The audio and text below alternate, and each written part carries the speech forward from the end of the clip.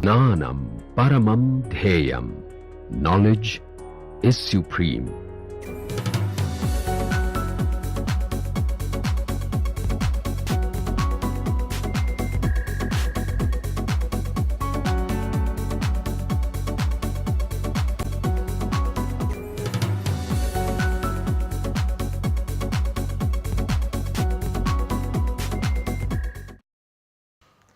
In the last lecture, we derived the relationship between the internal effectiveness factor and the Thiele modulus for a first order reaction occurring in a spherical catalyst pellet. We also observed that such a relationship can actually be obtained for any order of a reaction that is happening in the catalyst pellet. Now, we also noted that the catalyst pellet can be of different shapes. For instance, it can be a cylindrical pellet or it can have a Cartesian coordinates where it is a slab geometry. So, in today's lecture, we will look at how to find out the relationship between the effectiveness factor and Thiele modulus for a slab geometry for a first order reaction.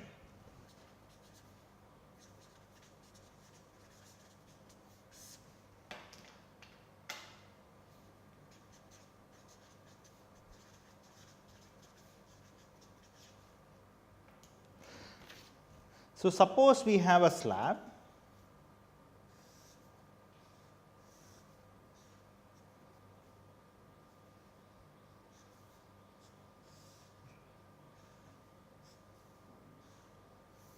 and let us say that I define my positive direction x, and let us say that the slab goes from 0 to L, length of the slab is L and the species is actually diffusing from this direction. And suppose let us say I seal the other end of the catalyst, so that nothing is actually leaving this surface, and if I assume that in all the other dimensions the concentration is actually uniform, let us look at a one dimensional case. So, let us look at a 1D slab, and if I assume that the cross sectional area through which the species is diffusing is actually equal to A. So, that is the cross sectional area. So, the mass balance for this system is essentially given by, one can actually write the shell balances and you can find that the balance is essentially given by diffusivity into d square Ca by dx square minus K1 into Ca is equal to 0. What are the boundary conditions? So, concentration of the species will be equal to the surface concentration at x equal to 0. Essentially, the species at this location is at the surface concentration, and because nothing is leaving this from this end at L. So, the next boundary condition will be dCA by dx essentially is equal to 0 at x equal to L. So, we can solve this model in exactly the same way we did for a spherical catalyst by first non-dimensionalizing the model equation. So, let us do that exercise. So, now we introduce the dimensionless quantities is equal to Ca by Cas and lambda is equal to x by L. So, clearly lambda goes between 0 and 1, and so now the boundary conditions will be psi equal to Ca by Cas is equal to 1 at lambda equal to 0 and d psi by d lambda is essentially equal to 0 at lambda equal to 1. Now, if we now substitute the dimensionless quantities in the model equation, we will see that diffusivity dE into Cas into d square psi divided by r square into d lambda square minus K1 into Cas into psi is equal to 0. Now, we can cancel out the like terms and then we can pull in the d, we can basically take this dE by r square into the second term, and so we will essentially the model equation, dimensionless model equation will be d square psi by d lambda square minus phi 1 square into psi equal to 0. So, that is the model equation. which will be subject to these two boundary conditions where psi is equal to 1 at lambda equal to 0 and d psi by lambda equal to 0 at lambda is equal to 1. So, let us solve this model first. So, what is the general solution? General solution is psi is equal to a e power phi x plus b e power minus phi lambda, b e power minus phi lambda. So, now phi is essentially equal to square root of k1 by dE into L. Note that this is not radius, this is L, which is the length of the slab, it is L square. So, phi is equal to square root of k1 by dE into L, and so now we can substitute the boundary condition. The first boundary condition is psi equal to 1 at lambda equal to 0. So, substituting that, we will see that a plus b is essentially equal to 1, which means that a is equal to 1 minus b. So, when I substitute lambda equal to 0, e power 0 is 1 and this is 1. So, therefore, a plus b is equal to 1 and a equal to 1 minus b. Now, I substitute the second boundary condition, d psi by d lambda equal to 0 at lambda equal to 1, and so d psi by d lambda is essentially equal to, that is equal to a into phi into e power lambda. So, if I now put subscript 1 to represent the first order reaction. So, a phi 1 e power lambda into phi 1 plus minus b phi 1 e power minus phi 1 lambda evaluated at lambda equal to 1. So, now if I put lambda is equal to 1, this is essentially becomes a into phi 1, a into phi 1 e power phi 1 minus b phi 1 e power minus phi 1, and that is essentially equal to 0. So, from here we get two conditions on a and b. One is that a equal to 1 minus b, and the other one is that a into e power phi 1 minus b into e power minus phi 1 is equal to 0, because this is Thiele modulus and Thiele modulus clearly cannot be 0. So, therefore, it is the other product which is actually equal to 0. So, from this we can actually find out the constants a and b. Let us do that. So, the solution of these two equations will essentially be a is equal to e power minus phi 1 divided by e power phi 1 plus e power minus phi 1, and b is equal to e power phi 1 divided by e power phi 1 plus e power minus phi 1. So, substituting this back into the solution, we will find that psi is equal to e power minus phi 1 into e power phi 1 lambda plus e power phi 1 into e power minus phi 1 lambda divided by e power phi 1 plus e power minus phi 1. And so, rewriting this by taking this into, by joining these two exponentials, we will see essentially that this is equal to e to the power of phi 1 into 1 minus lambda plus e to the power of phi 1 minus phi 1 into 1 minus lambda divided by e to the power of phi 1 plus e to the power of minus phi 1. And this is, so if I now multiply and divide by a factor 2, so this is nothing but this is equal to cos hyperbolic of phi 1 1 minus lambda divided by cos hyperbolic of phi 1. So, the solution psi, which is the dimensionless concentration as a function of position, is essentially given by this ratio cos hyperbolic phi 1 1 minus lambda divided by cos hyperbolic of phi 1. So, once again we can find out the internal effectiveness factor. How do we do that?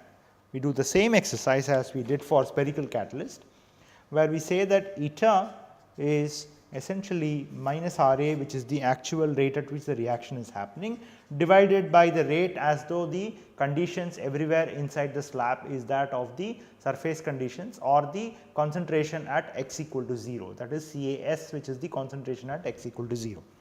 And this is nothing but minus dE into dCA by dx at x equal to 0 multiplied by the cross sectional area through which the diffusion is happening divided by K1 into CAS, which is the intrinsic kinetics, multiplied by the volume of the slab, which is area into the length, cross sectional area into length.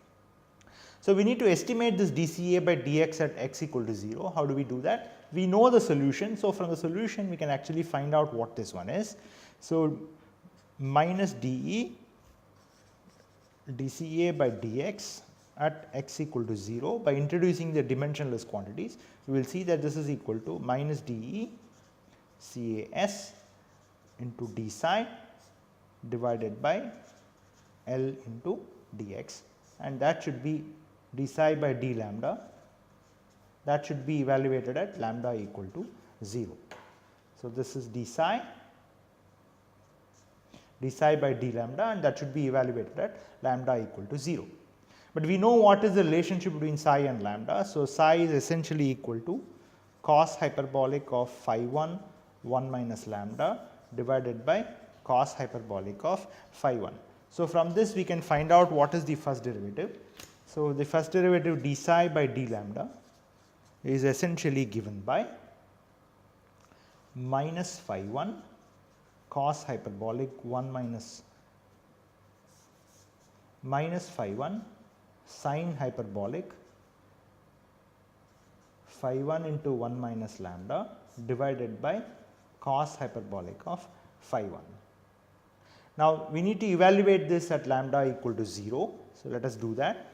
So, d psi by d lambda at lambda equal to 0 is essentially given by minus phi 1 into sin hyperbolic of phi 1 divided by cos hyperbolic of phi 1. Now, this is equal to minus phi 1 tan hyperbolic of phi 1.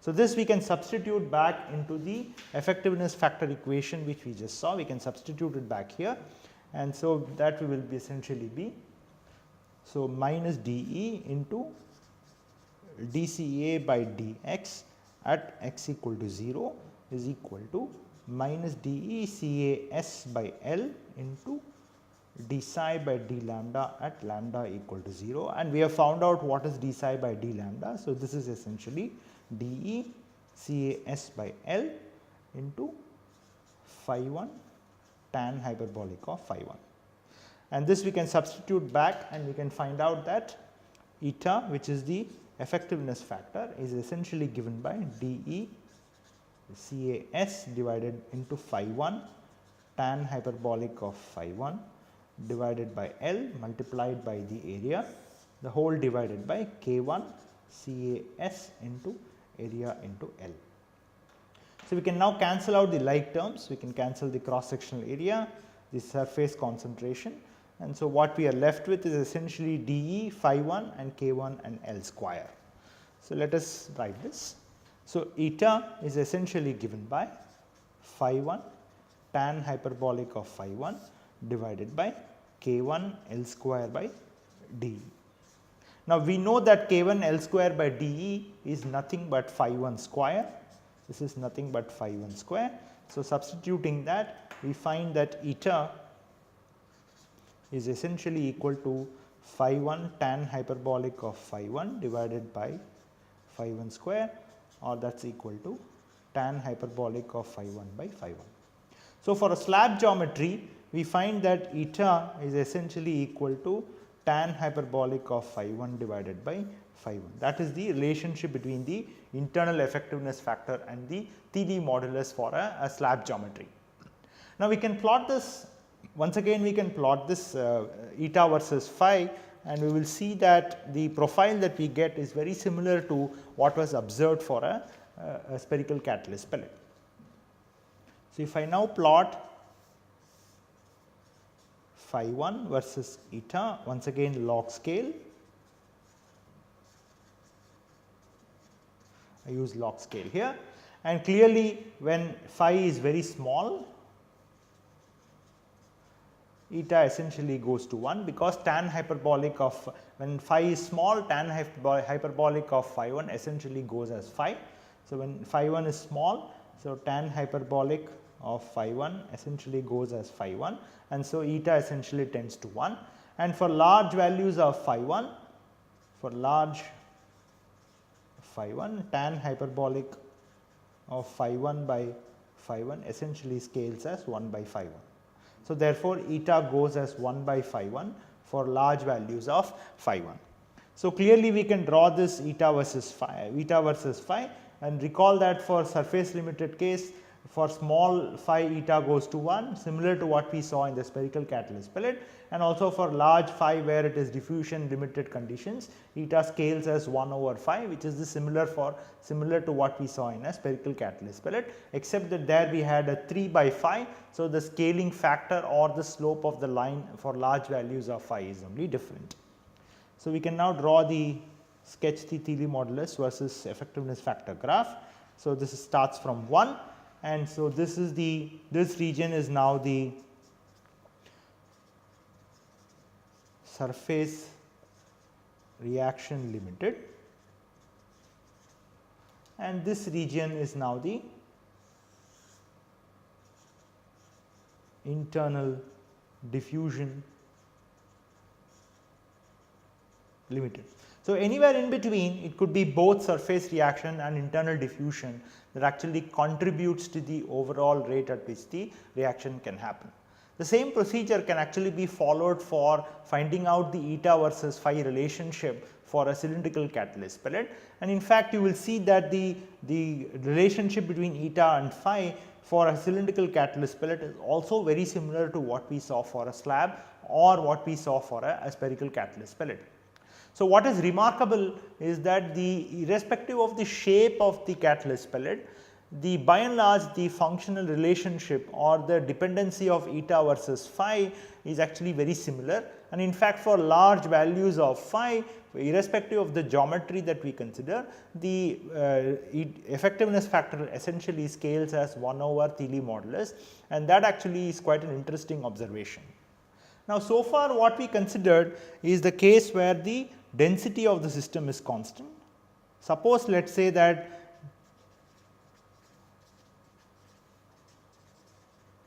there are volume changes due to reaction. Let us say that there are volume changes due to reaction, and if let us say that, which basically means that we are looking at varying density systems.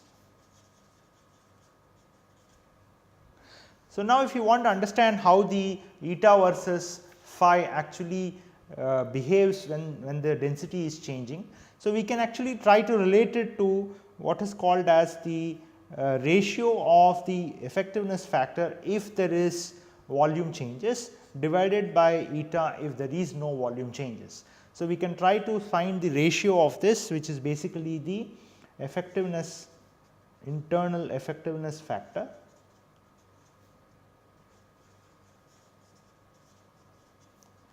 if volume expansion divided by the corresponding internal effectiveness factor if there is no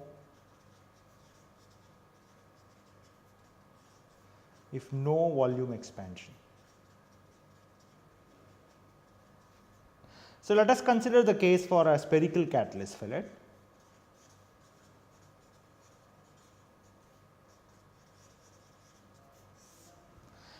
Now, in fact, for a spherical catalyst pellet, this has been worked out and it is essentially captured by this graph here, where we can plot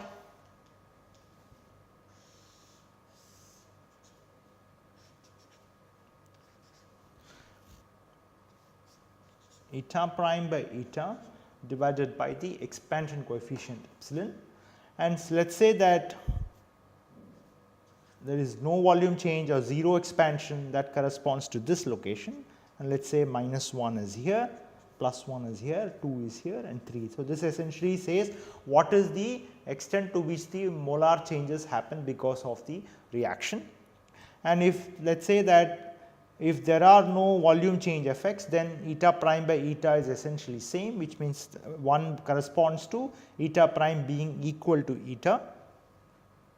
So, suppose let us say this is the location where where the diffusional where this essentially says that eta is equal to eta prime for all values of this, and suppose let us say this corresponds to the Thiele modulus, let us say the Thiele modulus of approximately 0, that is no diffusional limitations, which means that very small or 0 Thiele modulus, where for every case it is essentially the surface reaction which is controlling. In that case eta prime is essentially equal to eta. And now if I plot this curve for different values of Thiele modulus, we will see that for phi,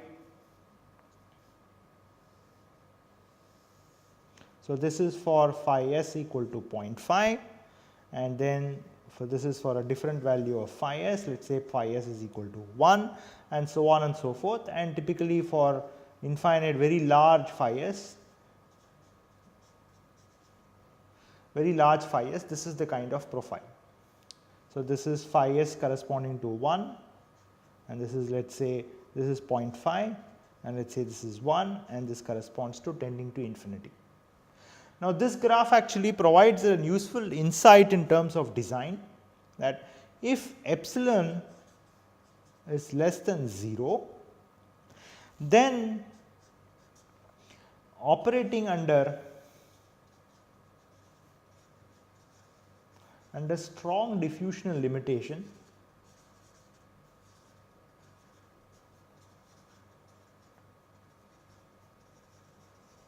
is useful. So classically, for the cases that we have seen before, we saw that the effectiveness factor is maximum when the reaction is actually conducted at a surface reaction conditions and not the diffusional limitations, because effectiveness factor is approximately equal to 1 when the surface reaction is controlling, and which is the maximum that can be obtained for all these cases.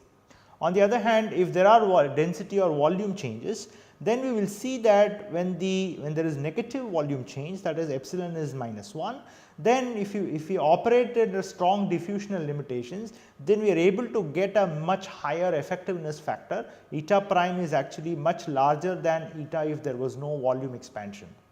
So clearly that if there is volume shrinking because of the reaction, then one would actually want to conduct the reaction under strong diffusional limitations, and that would actually help in increasing the overall rate at which the reaction can happen, which actually strongly affects the productivity. So let us take an example, let us look at some numbers. Suppose we have, so this problem has been taken from Fogler 4th edition, page number 824. So suppose there are hydrogels which are present,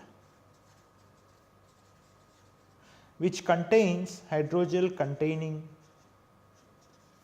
cells, and in fact these days it is being considered as an alternative for tissue replacement, where you have cells of the host species is actually embedded in the hydrogels, and can we see if that can actually replace the cartilages, for instance. So if these cells have to survive in normal host conditions, they do not have blood vessels, and but the oxygen has to penetrate for cells to survive.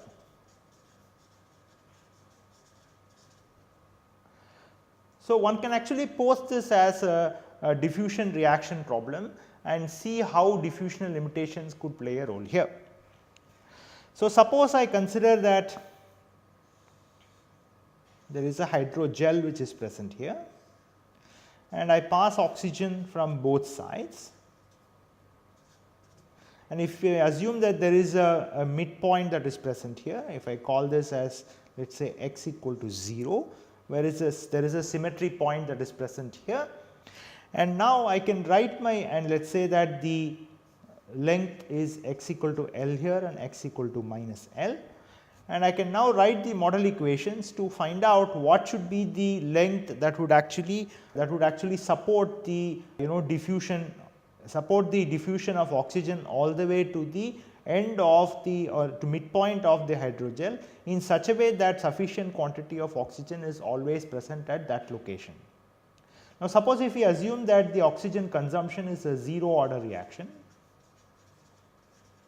we assume that oxygen consumption is actually occurring through a zero order reaction. We can now write a mass balance between 0 and L, assuming that it is symmetric. So, if we write a balance between 0 and L, it is as good as writing a model between 0 and minus L. So, let us write the model for this half section.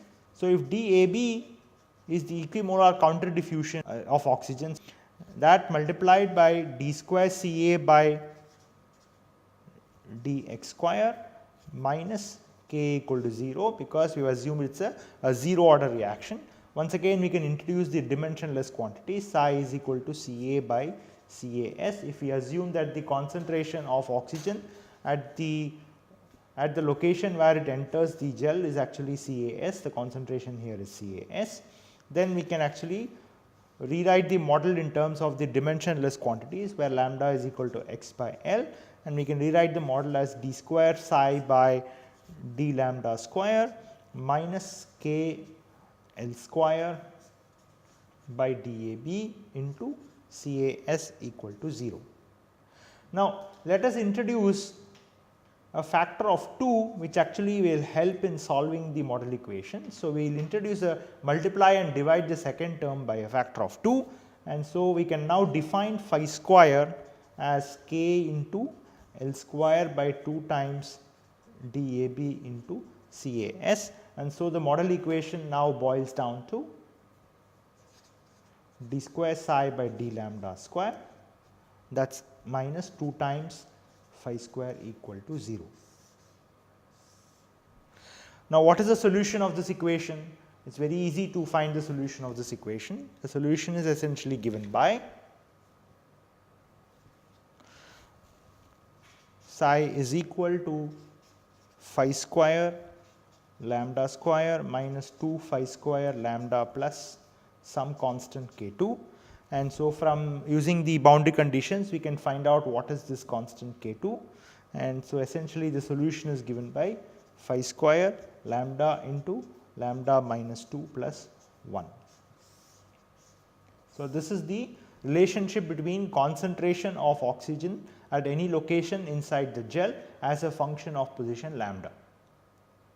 Now, is this valid under all situations? Is it valid for all values of phi?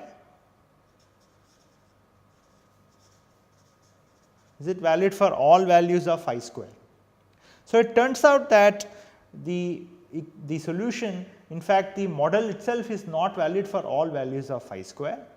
So, because the oxygen is being consumed through a zero order reaction, somewhere let us say that the oxygen concentration becomes 0 or oxygen is completely exhausted. So, let us find out what is this phi square which will actually permit that, what is this location lambda and corresponding phi square which actually permits complete consumption of the oxygen species.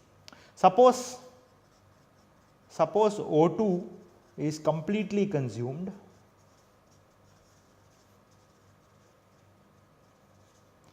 at lambda equal to 1, which is the domain of the hydrogel that we have considered. So, we can substitute this. So, that is completely consumed, that is psi is equal to 0. So, we can substitute that and see that 0 is equal to phi square into 1 into minus 1 plus 1, which means that the solution is valid only when phi square is actually less than or equal to 1. So, the model is not valid at every location, the solution is not valid for all values of phi square, it is valid only when phi square is actually less than or equal to 1. So, let us summarize what we have done now. We have actually looked at the Thiele modulus and effectiveness factor relationship for a slab geometry. We also looked at what is the effect of having volume changes, where the effectiveness factor can actually be much larger than 1 depending upon the Thiele modulus and if the volume is actually shrinking because of the reaction. We looked at an example problem where we looked at oxygen diffusion through hydrogels containing cells, and we looked at the solution and found out that the solution is not valid for all values of phi square. And what we will see in the next class is we will put some numbers to these and see what should be the size of what should be the thickness of the gel, or what should be the value of L that actually is mimicking the realistic situation. Thank you.